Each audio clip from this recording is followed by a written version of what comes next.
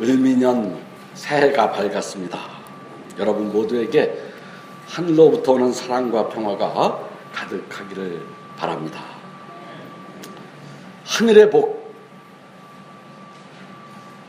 성서가요 우리한테 그걸 그렇게 주고 싶어해. 근데 우리가 다 세상 복을 꿈꾼단 말이에요. 여기서 우리가 넘어지는 거예요. 새해가 됐으면 제일 많이 장사가 잘 되는 데가 복권집이래요. 복권집. 복권 하나 내가 갖고 새해 대박이 났으면 좋겠다. 이런 생각들을 우리가 한단 말이에요. 근데 진짜 하늘의 복을 받아야, 세상이 주지 못하는 하늘의 복을 누릴 줄 알아야 그래야 되는 건데, 그런 하늘의 복을 흠뻑 누리는 그 한 해가 되기를 바랍니다. 무엇보다도 우리의 영혼이 맑고 고와져서, 우리의 혼이 깨끗해져서 하늘의 뜻에 순종하며 사는 그런 한 해가 되기를 바랍니다. 올해도 어김없이 세상 속에서의 우리의 삶은 여러 가지 부침이 있을 것이에요. 해 아래 새 것이 없다고 하듯이 올해도 우리의 삶에는 기쁜 일이 있으면 슬픈 일도 있게 돼 있어요. 건강할 때가 있으면 병들 때가 있을 것입니다. 한편에 승리의 찬가가 울려 퍼질 때 또 다른 한편에서 땅을 치며 통곡하는 소리가 나기도 할 것이에요.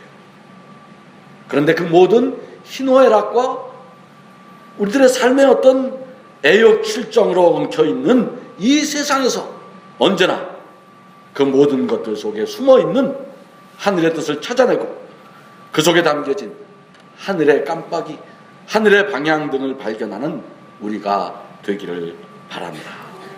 그래서 무엇이 하나님이 기뻐하시고 무엇이 온전케 하시는 것인지를 분간하여 세상이 알지 못하는 그리스도의 신비를 온 삶으로 증거해내는 그런 성숙한 그리스도인의 삶을 살아가기를 바랍니다. 그리스도께서 우리를 위해 십자가를 지셨기에 우리가 어떤 경우에 처하든지 우리는 하늘 백성이며 그 핏값으로 사신 은총의 사람들, 그 은총의 신비를 소멸하지 않는 사랑과 용서의 삶을 우리 스스로 살아낼 수 있기를 바랍니다. 올해는 인류 역사의 가장 참혹한 전쟁이었던 제2차 세계대전이 끝난 지 종전 70주년, 우리는 광복 70주년을 맞는 해.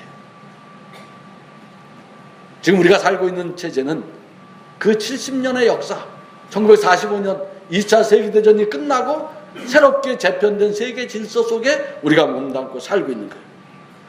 70년 전 우리 조상들은 이런 노래를 불렀어요. 어둡고 괴로워라 밤이 깃더니 삼천리 이강산에 먼동이 텄네. 그런 노래를 부르며 맞았던 광복 70전. 그러나 광복은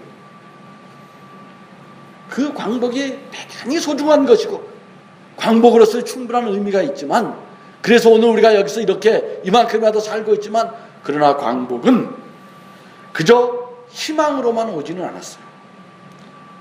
일제의 잔혹한 식민 통치를 끝냈다는 의미는 있었지만 나라는 부동강이 나고 더 비참하게 다시 형제간의 총질을 해대는 전쟁의 참화 속에서 분단은 고착화돼 버렸어요. 형제를 적으로 규정해야 하는 그런 야만의 70년을 우리가 살아온 것이죠.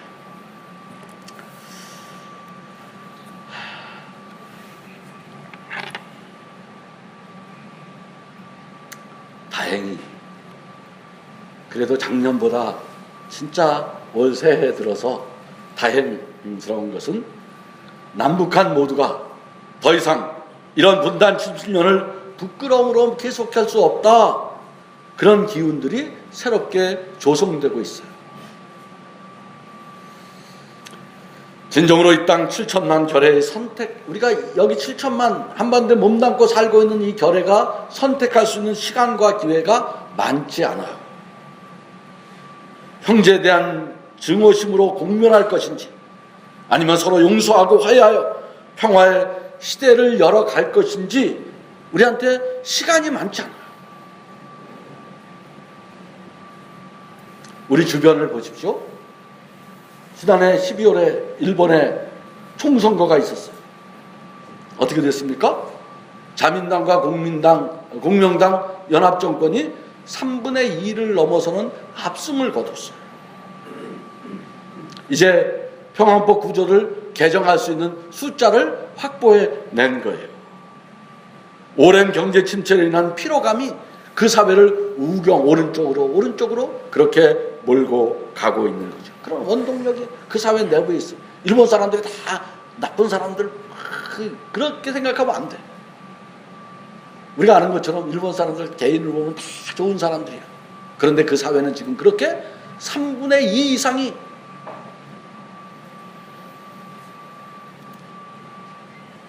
중국은 고어간에 중국에 큰 두 가지 사건이 있었어요. 하나는 난징 대학살을 국가기념일로 지정했어요. 그리고 공산당 최고 간부를 부패 혐의로 잘라냈어요. 공산당원이 공산당 상무위원 하는 걸 잘라내는 건요, 그건 중국 사회에서 있을 수 없는 일이야. 그 부패의 규모 진짜 어마어마하지 않습니까? 이게 뭐예요? 일본에 보내는 강력한 메시지예요. 난징 대학살을 왜 이제까지 국가기념일 안 했을까? 그게 몰라서가 아니에요. 왜 지금 이 시점에 국가기념일로 정했을까? 중국은 부패, 경기 둔화, 빈부격차 등 내부 문제가 심각해. 다른 시기로 고도성장을 이뤘지만 지금 내부 문제가 심각해요. 이런 문제를 가장 손쉽게 극복하기 위해서 그런 걸 가장 쉽게 해결할 수 있는 그 정치 지도자들에게 오는 유혹은 바로 국가주의를 부추기는 거예요. 지금 일본과 중국이 다 그렇게 가고 있어요.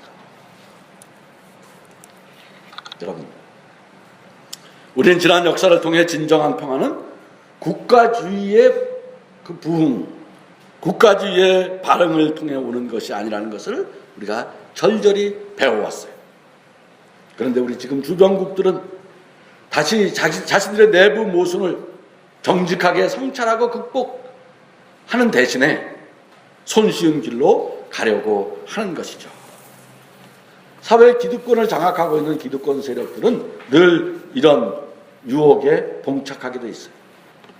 깊이 보면 다 인간의 문제이기도 해요. 당장은 그런 국가주의가 내부를 단결시키는 효과를 낼 수 있을지 모르지만 모순의 원인, 근본 원인을 치유하지 못한다는 점에서 더 큰 문제를 낳게 되고, 그 피해는, 그 문제가 자꾸 커지면 그 피해는 누가 집니까? 그 피해는 고스란히 사회의 가장 약한 사람이 받게 되는 거예요. 여러분, 대동아전쟁 누가 일으켰어요? 대동아전쟁 누가 일으켰습니까? 천황이 일으켰어요. 그래서 전쟁 졌어. 그 전쟁 때문에 누가 죽었습니까? 천황 죽었어요?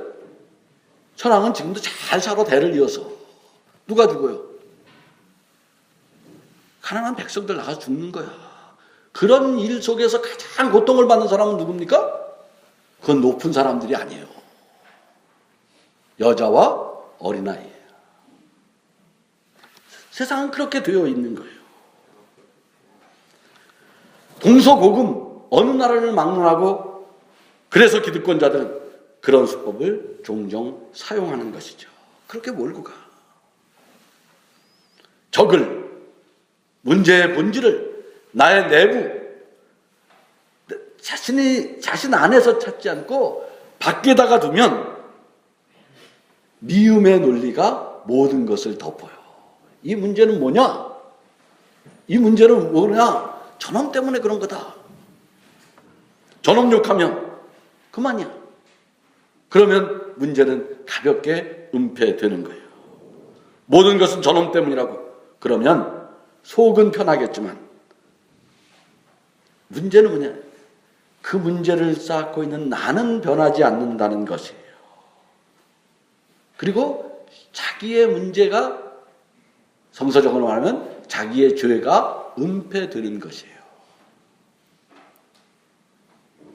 지금 중국과 일본의 국가주의화, 이 국가적 패권주의로 가는 것은 이런 함의를 지니고 있는 거예요. 동아시아의 평화를 위해서 참 안타까운 시간이 흘러가고 있죠. 이런 가운데 우리 한반도가 가운데 딱 분단된 상태로 있어요. 동아시아 강대국이 국가주의로 치닫는 환경에서 우리 한반도가 제대로 중심을 잡고 이웃 나라에게 평화의 길을 보여줄 수 있다면 우리가 갖고 있는 평화의 능력을 가지고 그들을 설득해낼 수 있느냐 없느냐 하는 것에 따라서 이 동아시아의 전체 정세는 대단히 중요한 변화를 겪게 되는 것이죠. 2015년 전후 70년 되는 올해 갈등의 역사를 종식시키는 길로 가야 하는데 여기 한국 교회가 져야 할 십자가가 있는 것입니다. 오늘 성경은 이런 평화를 세상이 주지 못하는 평화, 세상과 다른 평화라고 하고 있지 않습니까? 나는 평화를 너희에게 남겨준다. 내가 주는 평화는 세상이 주는 평화와 같은 것이 아니다. 예수님은 그런 평화를 우리에게 주시려고 세상이 주지 못하는 국가도 주지 못하고 자본도 주지 못하고 그 어떤 것도 주지 못하는 평화를 주시기 위해 예수님이 가신 곳이 어디예요? 예수님 어디로 가셨습니까? 골고다 언덕으로 가신 거예요. 십자가를 지러 가신 거예요. 사실은 여러분들이 읽으시면서 느끼셨는지 모르겠습니다만 오늘 본문은 조금 난해한 말씀이에요. 좀 어려워. 읽어봐도 진짜 잘 감이 안 잡히는 어려운 말씀이기도 하지 않습니까? 이야기는 유다라는 제자가 예수에게 한 물음을 던지는 것을 시작해요. 그는 예수에게 묻습니다. 뭐라고 묻냐면 이렇게 물어요. 주님, 주님께서는 우리에게 자신은 잘 드러내시고 세상에는 드러내려 하시지 않는 것입니까? 도대체 왜 우리한테는 당신의 진면목을 잘 보여주시지만 세상에 대해서는 드러내지 않는 것이 무슨 까닭입니까? 이렇게 물어요. 여러분, 이 말이 무슨 말일까요? 제자들 입장에서 이 말은요, 제자들 입장에서 진짜 답답했다는 것이에요. 지금 이 요한복음 14장이라는 건 예루살렘으로 들어가는 길이야. 고별사라가 14장부터 17장까지 예루살렘에서 13장에 발시키는 이야기 나오잖아요. 그리고 이제 예루살렘에 입성한 때 제자들은 예수님이 예루살렘으로 방향을 잡았을 때 내심 기대가 컸던 거예요. 왜 그랬을까요? 왜 기대가 컸을까? 자신들은 예수님을 경험해서 알아. 예수님과 살아봐서 예수님이 얼마나 능력자인지 알고 있는 거예요. 그들은 예수님의 능력을 봤어요. 병도 고치고 죽은 자도 살리고 5,000명도 먹이는 것을 경험을 했어. 여러분, 이거 남의 얘기를 내가 그런 분을 선생으로 모시고 있다면 나는 무슨 생각할까? 한번 생각해 보세요. 이런 분을 선생으로 모신 사람들이 무슨 생각을 했을까? 여러분, 무슨 생각했을까요? 야, 나도 예수님같이 훌륭한 선생님 믿었으니까 십자가 지러 가야 되겠구나, 이렇게 생각했을까요? 그렇지 않아요. 이렇게 생각했단 말이에요. 예수님의 능력을 경험한 제자들은 알고 있어. 그 능력을 경험한 사람들이 이분의 줄을 타면, 이분이 이런 능력을 가지고 계시니까 이제 곧 이 능력이 아직 알려지지 않아서 그렇지 세상에서 알려지기만 하면 못할 것이 없겠구나. 이 능력을 정치에 쓰고 이 기술을 돈 버는 데 쓰면 정말 대박이 나겠구나. 그런 생각 안 들겠어요? 제자들한테 보여줬던 거 세상에 나가서 막 정치하는 데 쓰고 막 정당 만들고 무슨 제빵 회사 하나 만들고 막 원료비 하나 들고 빵 팍팍 5,000개씩 만들어내고 그러면 그냥 대박 나는 거 아니에요? 이분은 곧 왕도 되고 권력자도 되고, 그럼 우리는 어떻게 돼? 예수 따라다닌 나는 어떻게 됩니까? 장관도 되고 부자도 되고, 그런 생각을 했다는 거예요. 그런데 예수님 뭐라 그래? 자꾸 이상한 말씀만 해. 어서 집권 플랜을 세우고 높은 자리 나누어줘서 넌 내무부 장관이야, 너는 보사부 장관이야, 이런 말을 해야 하는데 그런 말씀 하나도 없고 나는 십자가를 지러 아버지께로 돌아가야 된다, 자꾸 이런 말씀을 하시는 거예요. 제자들의 입장에서 보면 이건 보통 문제가 아니에요. 여러분들은 아무 문제가 안 되죠. 그건 예수님을 어쩌면 진짜 안 믿었기 때문에 그런지도 몰라. 진짜 예수님을 믿는 사람은요, 이걸 보통 문제가 아닌 거야. 지금까지 기대해왔던 모든 일이 물거품이 되는 거예요. 그 다급함 속에서 오늘 질문이 나오는 거예요. 제자들의 입장에서 보면 가까이서 예수님의 능력을 체험한 그 사람들의 입장에서 보면 예수는 꼭 왕이 되고 권세자가 되고 높은 사람이 되어야 했던 것이에요. 그런데 그는 그런 길로 가지 않고 십자가로 가셨어요. 오늘 집에 가셔서 혹시 시간 되시면 14장 전체를 한번 읽어보세요. 당시 제자들의 혼란이 어떤 느낌이었는지 잘 나타나 있어요. 거기 보면 많은 제자들이 질문을 쏟아내 예수님한테. 예수님 이제 이게 십자가가 점점 명확해지니까 막세 도마 그 유명한 도마는 뭐라 그럽니까? 주님 어디로 가십니까? 주님 어디 자꾸 간다니까 도대체 어디로 가십니까? 하나님한테 가니까 빌립은 하나님 우리한테 좀 보여주십시오, 그렇게 말해요.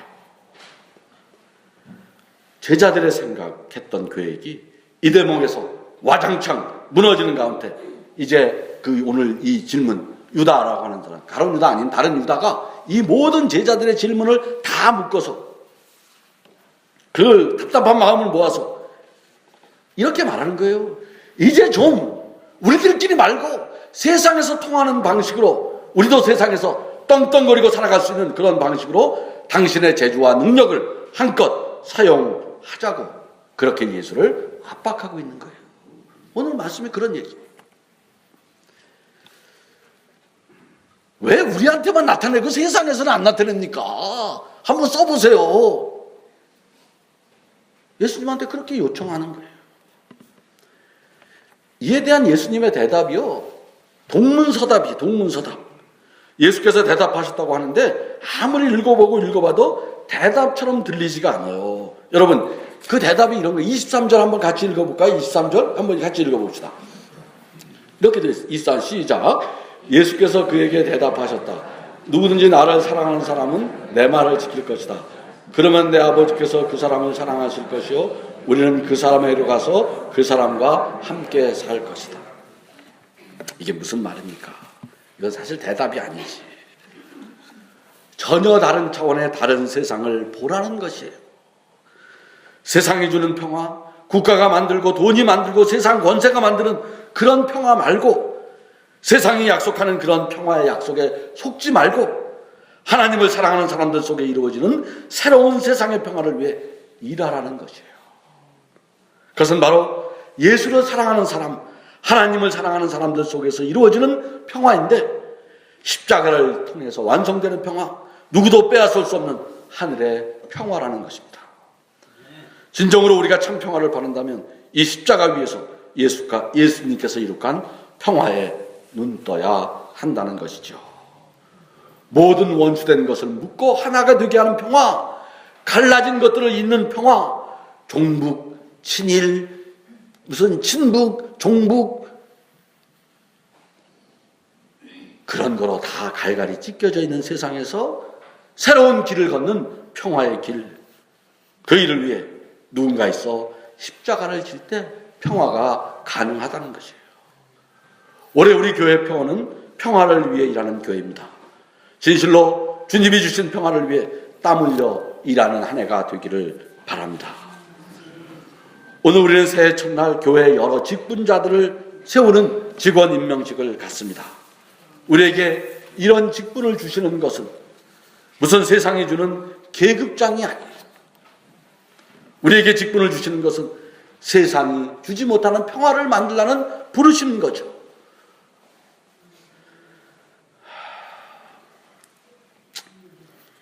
무슨 여러분 오늘 직분을 받는 분들께 제가 당부를 드립니다.